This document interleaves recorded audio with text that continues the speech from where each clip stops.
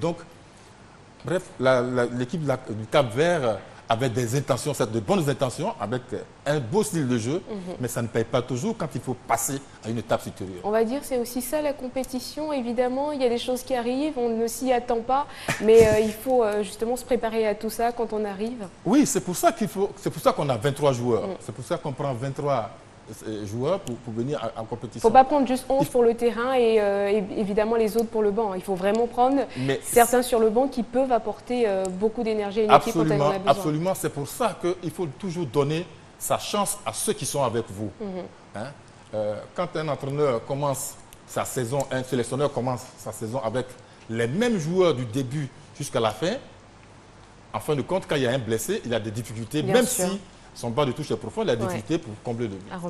Alors, on va revenir justement sur une autre image, parce que ce match entre le Cap-Vert et évidemment l'équipe de Zambie, c'était un match très important.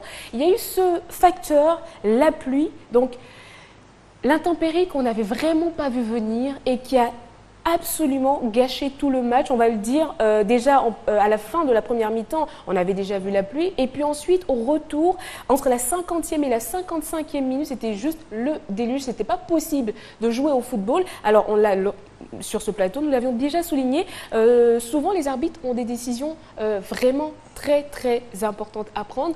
Aujourd'hui, il y avait une décision à prendre. L'arbitre a laissé jouer le match. Comment vous comprenez ça ? Oui, mais moi je comprends l'arbitre parce que là, il y a des enjeux. Ça aurait été un match de championnat de Côte d'Ivoire, un match de championnat de France, on aurait arrêté le match. Parce qu'on a du temps pour se rattraper. Or là, les enjeux Il faut que les deux matchs se jouent en même temps, donc voilà. Il faut continuer coûte que coûte. Voilà, les enjeux sont énormes du plan de vue financier, mais aussi organisationnel. On n'aurait pas trouvé le temps pour faire rejouer ce match-là. Et puis de toute façon, ça n'aurait pas été intéressant de savoir que le Congo est éliminé, pardon, la RDC est qualifiée. Et ensuite jouer un match à côté. Donc, mais heureusement qu'il n'y a pas eu de fait vraiment marquant lors de cette période-là, parce que comment l'arbitre aurait justifié d'avoir un penalty ou encore, sachant très bien que c'était juste impossible de voir ce qui se passait sur le terrain. Même les gardiens qui dégageaient, c'est vraiment, je pense, coup de bol pour ne pas prendre un but là, comme ça, sur ce moment-là. C'était presque du water polo, hein, du football dans l'eau. Malheureusement, l'arbitre ne pouvait pas prendre la décision. Bon. Et puis, mais ce n'est pas la première fois que ça arrive. Souvenez-vous, en 2013 déjà, sur cette même pelouse, en match d'ouverture, il y avait eu des trompes d'eau comme ça encore. Et il a fallu attendre. Et puis, il va falloir s'en méfier. Parce que c'est un stade qui peut réserver des surprises. Voilà. Bon, on va passer un peu la parole à notre sponsor qui est sur notre plateau et qui, ce soir, va remettre, bien sûr, une enveloppe à un gagnant. Effectivement, tous ceux qui nous suivent tous les jours voient qu'il y a des bureaux gagnants. Nous savons faire des maisons, mais nous savons récompenser les gagnants. Et il y a bien M. Ekwe Ayi Francis qui a bien gagné 50 000 francs en donnant la bonne réponse pour le nombre de logements de la cité FPM Latry. Il y a bien effectivement 2384 logements. Voilà. Alors, on va remercier M. Ekwe et on va lui donner déjà cette casquette au nom de la SICOJI. M. Arcos veut vous habiller, tout ça. On vous félicite déjà. Le t-shirt, la casquette. Ça, c'est pour vous. Et on vous donne, au nom du directeur général de la SICOJI, cette enveloppe de 50 000 francs que tout le monde peut voir. Et on vous dit félicitations du DG de la SICOJI, M. Kamara Loukiman. Merci. Continuez à jouer et il y a une villa en jeu pour vous. Merci beaucoup, en tout cas, d'être venu sur notre plateau pour reprendre votre gain, justement. Monsieur Arcos, vous l'avez promis, il donne tous les soirs sur notre plateau. C'est vraiment un réel plaisir Oui, mais je voulais dire aussi à tous nos téléspectateurs, pour les quarts de finale, M. Kamara Loukiman a monté la barre encore plus haut. Ceux qui joueront pourront gagner des écrans plasma de 32 pouces. Ah, en plus des 50 000 Non, à la place des 50 000, d'accord, ok. Bon, en tout cas, merci beaucoup pour tous ces cadeaux que vous offrez aux téléspectateurs. Alors, n'hésitez surtout pas à écouter, évidemment, quand les représentants de nos différentes sociétés passent sur notre plateau, en l'occurrence ce soir la SICOJI, et puis jouer, parce que tout simplement, derrière, vous allez gagner, c'est vraiment sûr. Alors, on va passer à une autre étape de notre émission. Cette fois-ci, c'est notre petit instant humour avec les caricatures. On va le voir, bien sûr, on sort d'une poule B longtemps disputée. Et ce soir, justement, Biche nous offre une caricature. Voici les 2 œufs que j'ai pondus. Oui, mais c'est la poule B. C'est la poule B, donc la poule a pondu 2 œufs, la RDC et la Tunisie qui vont en quart de finale. C'est mignon l'image, Oui, c'est magnifiquement interprété. Donc oui, vous l'avez compris, la RDC et la Tunisie vont en quart de finale. Et justement, on va faire un petit récapitulatif de ce qui s'est passé sur les terrains et puis qui continue l'aventure, qui repart chez lui.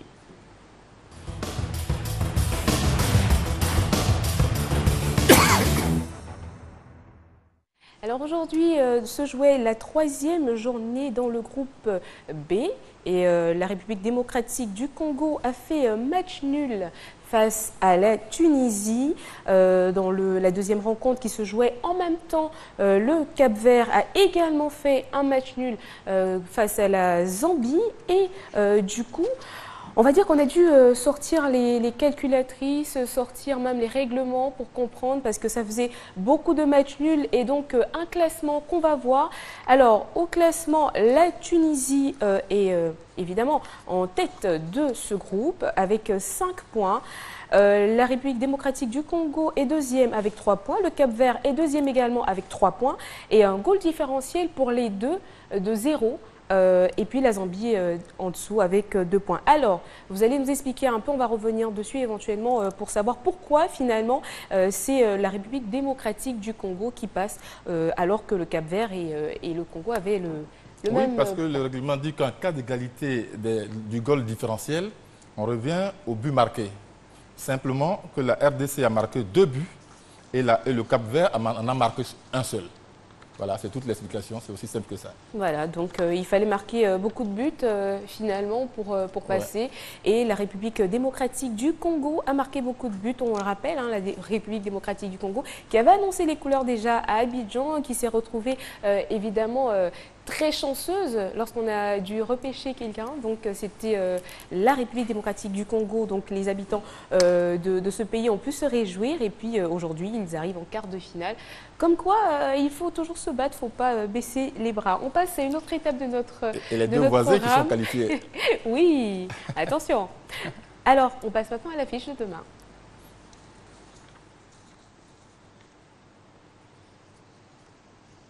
On vous propose donc demain sur nos antennes l'Afrique du Sud, pardon, oui, la RDC c'est bon, ils sont qualifiés, on le sait.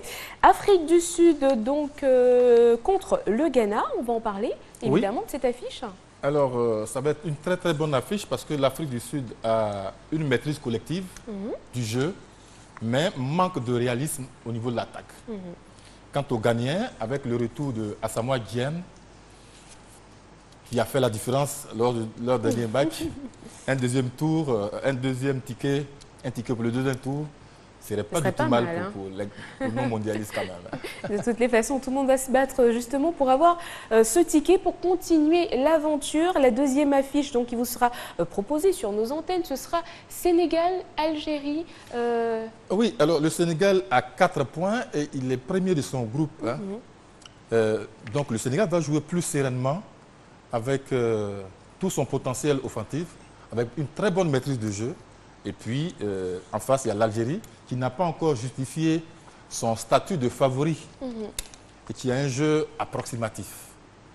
Voilà, ça va être un match coup près encore, parce que les deux équipes, sur ce coup-là, ne lâcheront rien. Ne lâcheront rien. Alors, on vous rappelle donc les affiches de demain, Afrique du Sud, Ghana, Sénégal, Algérie sur nos antennes, présentées plateau, donc d'avant-match, présenté par Ange Assoukrou. Alors, merci à notre sponsor, en l'occurrence à Monsieur Arcust qui était sur notre plateau. Mais avant, évidemment, de se laisser, vous allez nous parler un tout petit peu du jeu et puis du gagnant. Effectivement, le jeu précédent qui était de savoir où est-ce que se situaient les résidences Arthos 1, il y a eu un gagnant qui a répondu à la bonne question en donnant la réponse S2 qui dit que c'était situé effectivement au quartier Angré-Château. C'est le 45 38 45 45, je répète, 45 38 45 45 qui gagne 50 000 francs. et qui va bien sûr le prendre sur l'un de nos plateaux. Bien évidemment, il sera contacté, il pourra venir dès demain récupérer son lot. Mais aussi, j'invite encore la population ivoirienne à jouer massivement parce qu'il y a encore un gros lot. Une superbe villa de 15 millions de francs CFA à l'intérieur du pays à gagner. Et pour jouer, envoyez un SMS en donnant la bonne réponse au 98 089. La question est, que signifie Sikoji? Réponse A1. Société ivoirienne de construction et de gestion immobilière. Réponse A2. Société internationale de construction et de gestion immobilière. Envoyez la bonne réponse et vous gagnerez la maison de 15 millions. Merci beaucoup, Monsieur Arquest. Et puis, on rappelle que vous représentez la Sikoji qui sait faire des maisons, mais pas que. Des nombreux gagnants aussi. Ah bon, eh ben, écoutez, en tout cas, j'ai retenu la leçon. Monsieur Tchétché, merci beaucoup encore une fois d'être venu sur notre plateau. Mais c'est moi. Nous éclairer un peu sur tout ce qui s'est passé tout au long de la journée. Merci beaucoup. On vous retrouve demain encore pour notre plateau. Et pour savoir qui, dans le groupe C, va continuer l'aventure. À demain. À demain. Je termine cette émission en faisant un énorme bisou à ma nièce Amalia Nénin, qui a vu le jour il y a à peine 3 heures. Alors, je sens qu'elle sera fan de foot comme sa tata, parce que naître quand même en pleine Coupe d'Afrique des Nations, bah, c'est très spécial. Bon, merci en tout cas à notre sponsor, merci à Monsieur Tchétché, merci à l'équipe de production. On se retrouve demain pour un autre soir de Cannes. Et évidemment, on vous laisse comme tous les jours sur les plus belles images de la journée. À demain.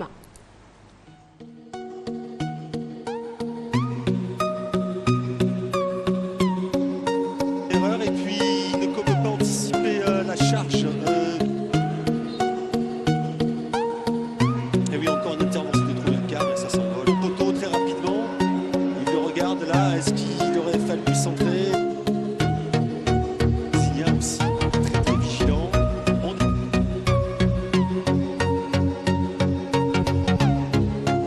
Il s'est jeté dans une mare d'eau pour tacler ce ballon. Qui a sauvé les siens sur cette frappe de Damini.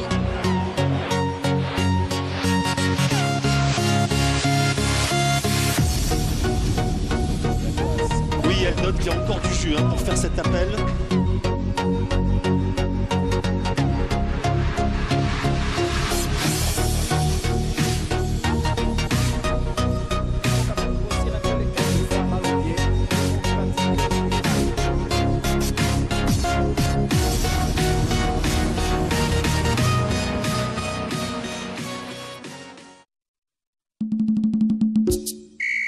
La RTI et la Sikoji vous ont offert Soir de Cannes.